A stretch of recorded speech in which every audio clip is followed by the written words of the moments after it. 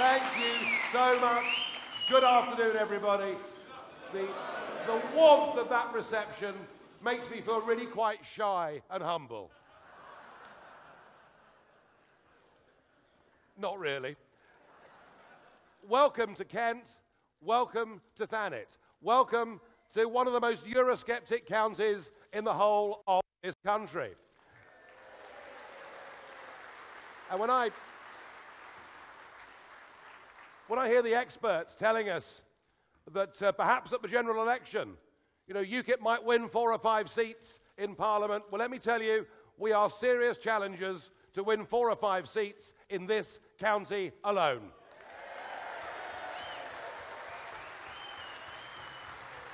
Now,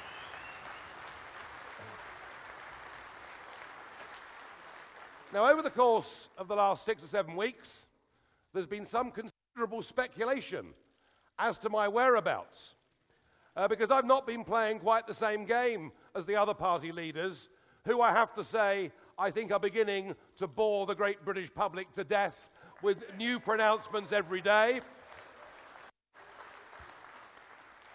So there's been a lot of speculation about where have I been? Why have I not been seen on the television all the time? Why have I not been out there like the others, making an endless series of promises that they, of course, don't ever intend to keep? Well, I'll tell you where I've been.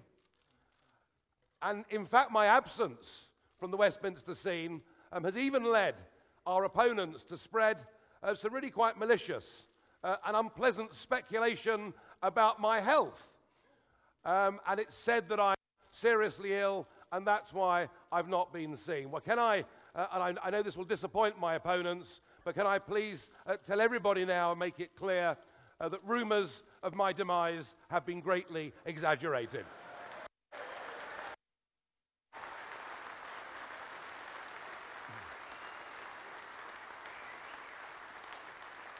Now, I'll tell you where I've been for the last 6 or 7 weeks. I've been here in Thanet, working with an active local branch, working with people who aren't just working with me and trying to help me get elected in this constituency and Piers Wochope in the North Thanet constituency, but actually working with a branch that is going to fight all 56 seats on Thanet District Council with the intention of taking control of that council too. That's where I've been.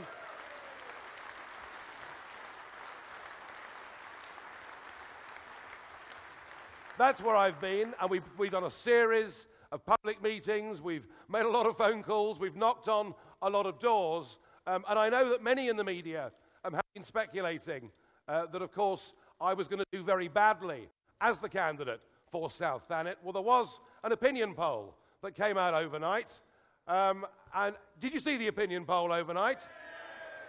Good. Well, that opinion poll shows...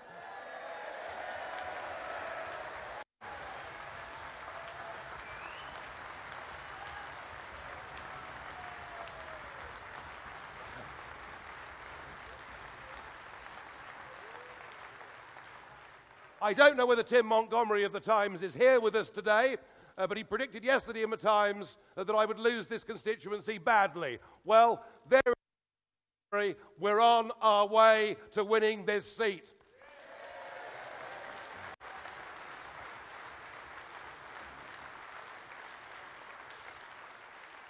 Now, I've just come back from a short trip to the States, and there's a lot we can learn as a party from American campaigning techniques. Indeed, of those techniques we used in the Rochester by-election to help us to build data, to help us to campaign more effectively and better. But there is one aspect of American politics which I have to say I find pretty repugnant, and it's a form of politics that clearly the Conservative Party have gone for by taking on the Washington, and the Labour Party have gone for the same trick by taking on David Axelrod. And that is why what you've seen since January the 2nd is the beginning not just of the longest election campaign in history, but the most negative election campaign in history. And I'm not a supporter of Ed Miliband in any way at all, but it seems to me the personal attacks that are being lumped on him, in turn back on Cameron, and of course everybody attacking me, but then I'm used to that. But it seems to me that this is not the kind of politics that this country wants or needs. What the people of this country want is some politics of hope, some politics of inspiration, some politics that says things could be better.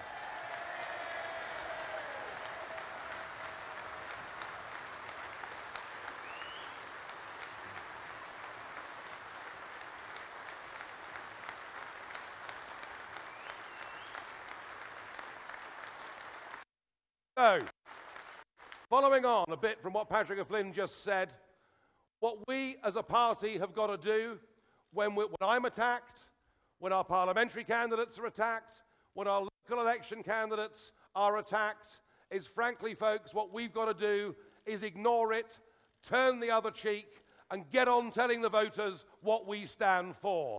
That is our job.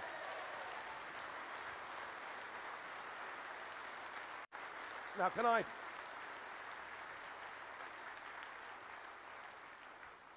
ask those in the audience that are standing as candidates for us in the general election or the local elections, would you please stand up?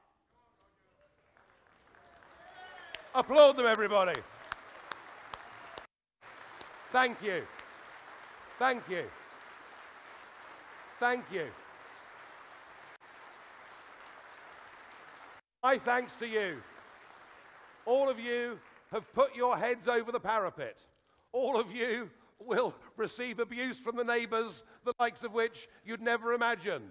But all of you will also find that actually out there, amongst the good, ordinary, decent men and women of this country, there is a growing level of support for the People's Army and a belief that we are the only people with the courage of our convictions to stand up against an establishment that has served this country so badly, and I salute every single one of you for having the courage to do this.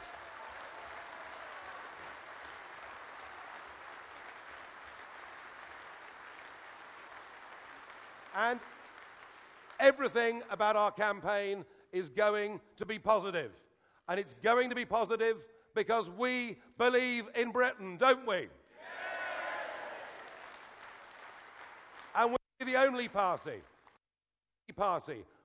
pushing out the positive message that only by divorcing ourselves amicably from political union with Europe can this country get back its democracy, its birthright, and its self-respect. Only UKIP in this election will make that argument.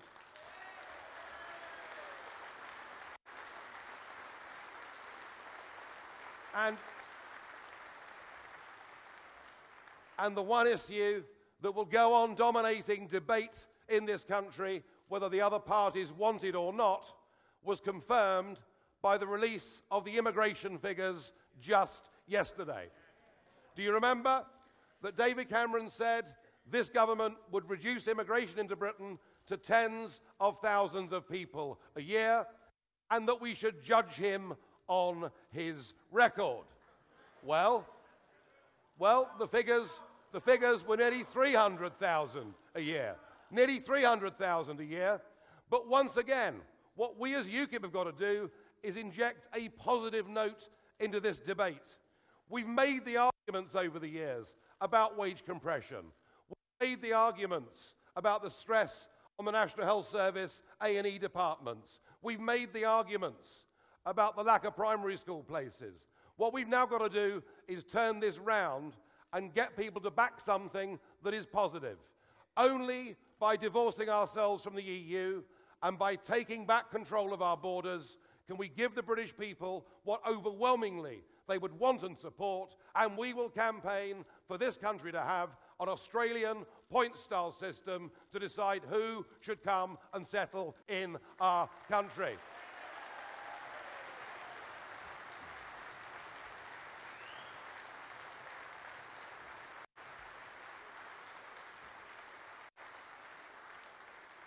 And we will make arguments that by the savings we can make from the £55 million a day we pay to Brussels, we are the only party that can promise an extra £3 billion for the National Health Service without adding to our borrowing requirements. Again, it's UKIP being positive, and we must make the same argument that this government has run down Britain's defences to a level where, frankly, we are no longer being taken seriously on the international stage, and that it actually beggars belief that this Prime Minister can say that his proudest achievement is that we now give more as a percentage of our income to the foreign aid budget than any other country in the world. And what we're going to say is, let's spend some of that money that is used as an extension of foreign policy through the aid budget. Let's use some of that money to make sure that our armed forces are supported in the way that they deserve to be.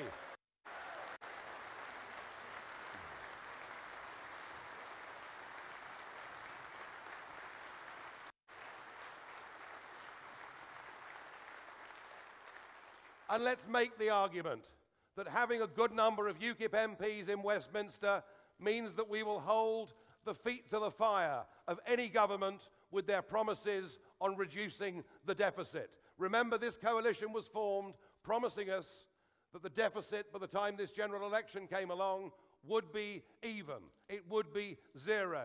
But it is still running at 90 billion sterling a year. And it's all well and good to talk about growth, to talk about the recovery.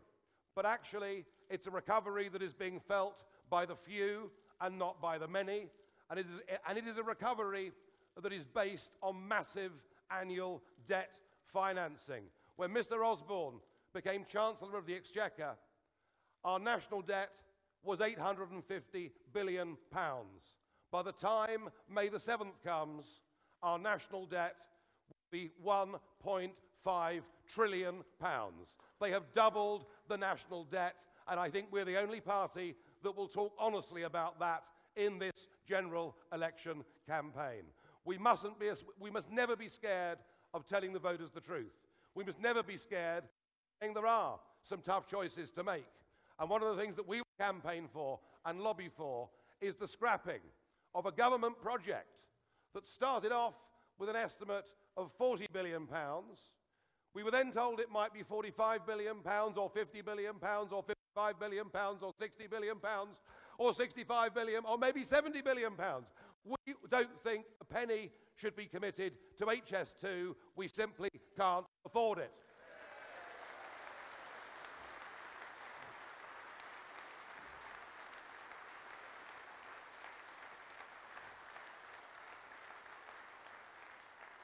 And we will campaign and do whatever we can within the next Parliament to make sure that no more taxpayers' subsidy goes to the wind energy business, which is pushing up bills for consumers and for businesses.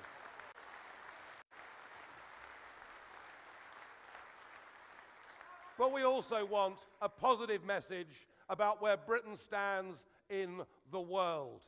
And what we have got to be saying is that to have tied ourselves so closely to our European neighbours, both politically, but also in terms of the fact that we've surrendered the ability to make our own trade deals, is for a country like ours, in a modern global economy, quite the wrong thing to have done.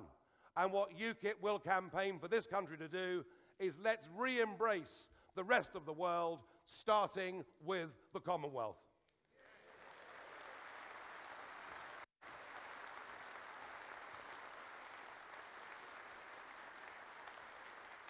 We will stand in this election not just believing in Britain, but actually believing in ourselves.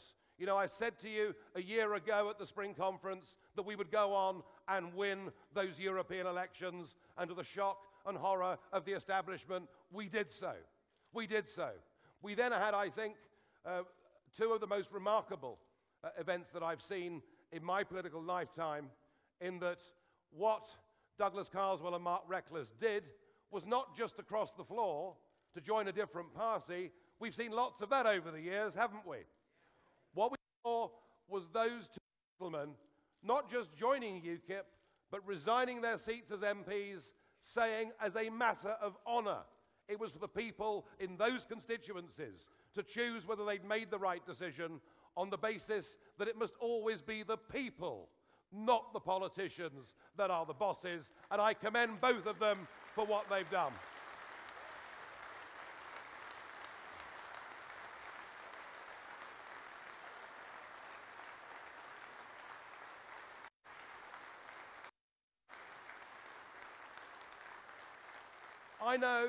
I know that the next 68 days are not going to be very easy for us. I know we're going to have the entire political establishment against us. I know that we have very few friends in the media, though I have to say we are very grateful for the support we've been getting from the Express newspaper group, and we thank them.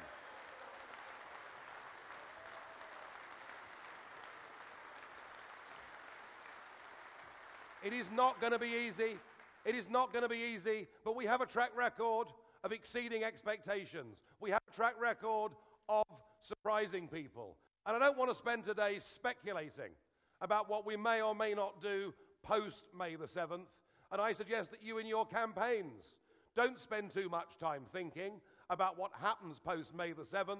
What matters is that we succeed on May the 7th and that we get a good number of UKIP MPs over the line, and that in hundreds of constituencies in this country, we have the opportunity to build ourselves from second position in those seats as the real opposition. And I certainly think that in the north of England, this general election will see UKIP emerge as the opposition to the Labour Party virtually anywhere from Birmingham to Hadrian's Wall.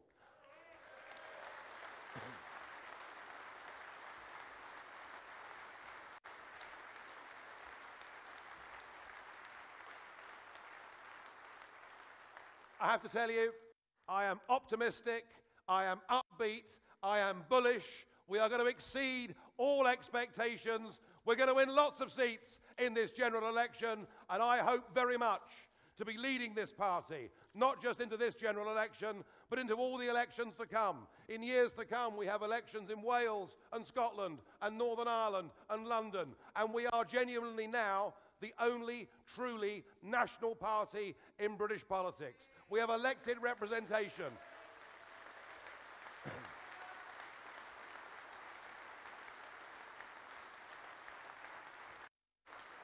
We have elected representation in all four corners of the United Kingdom, and I believe we've done something that is even more remarkable than that. We have crossed the traditional class divides of British politics. We're an all-embracing political party.